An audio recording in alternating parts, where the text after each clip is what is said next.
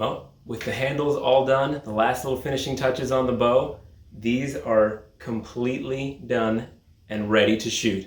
So, you know what that means. Let's take this party outside. Let's go.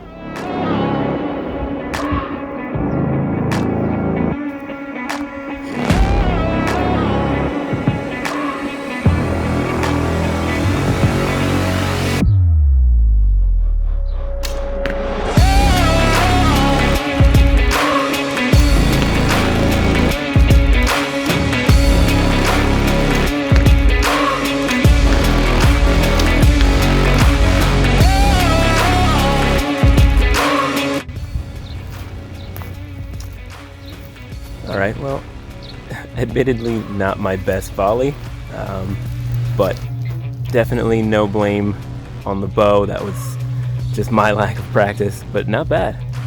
Not bad at all. Wow, that was awesome. I can't believe I finally got a chance to put some arrows through this bow.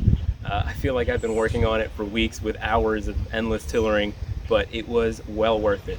It feels amazing. The string is really nice. The limbs are super flexible and smooth. And overall, the whole bow is just incredibly light compared to my takedown recurve, which is like 5 or 6 pounds. This thing is an absolute featherweight, so it's just a joy to shoot all day long. The only thing I did notice, and I did a little bit of research, turns out that these style bows, the self bows and the long bows, because they have a shorter brace height here, they have a tendency to hit your forearm. So I was wearing my arm brace, which I don't normally wear. I don't really have to. But you know, you got to do what you got to do sometimes. So otherwise, this is a great bow. I will say that the arrow shelves that I cut in here a little bit on the shallow side. That's just my fault on the design. If you're not holding this at a very steep angle, the arrow will fall off. So you do get used to it after a while, but I might go back and just make them a little bit deeper.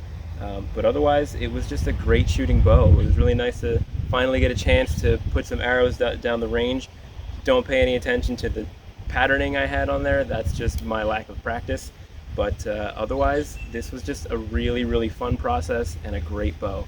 If you guys have any questions, if you want me to make you a bow, please let me know. Thanks so much for following along. Thanks for watching these videos with me, and I'll see you guys on the next one. Take care.